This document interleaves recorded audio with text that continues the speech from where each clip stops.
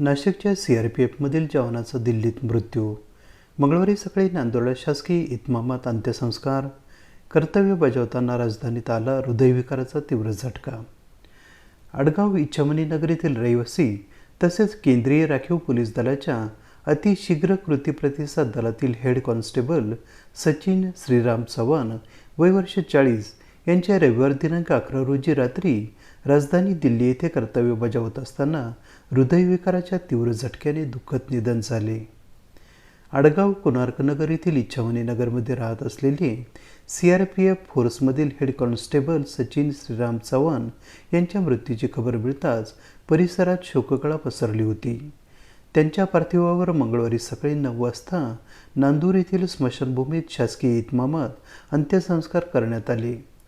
CRPF फोर्समधील वरिष्ठ अधिकारी तसेच कुटुंबियांच्या वतीने सचिन चव्हाण यांच्या पार्थिवावर पुष्पचक्र अर्पण करून श्रद्धांजली वाहण्यात आली. CRPFच्या जवानांनी हवेत बंदुकीच्या 3 फैरी झाडून सलामी दिली. तसेच उपस्थितांनी पार्थिवास सलामी देऊन श्रद्धांजली अर्पण केली.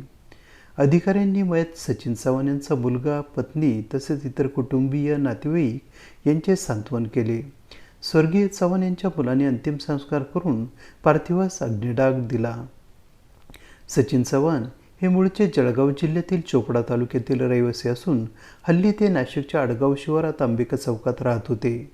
चव्हाण 2004 साली केंद्रीय राखीव पोलीस दलात भरती झाले होते. चव्हाण यांचे पार्थिव गुजरात येथून मंगळवारी सकाळी नाशिकला आणण्यात आले.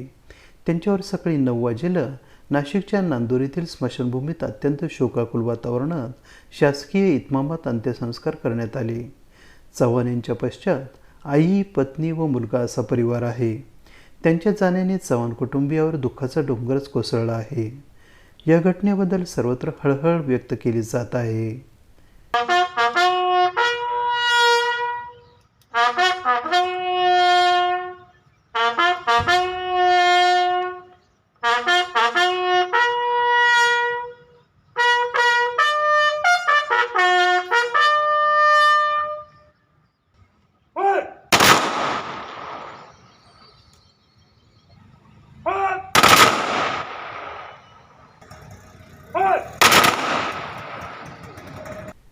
AB न्यूजसाठी अरुण बिडवेसह प्रमोद रहाणे, नाशिक.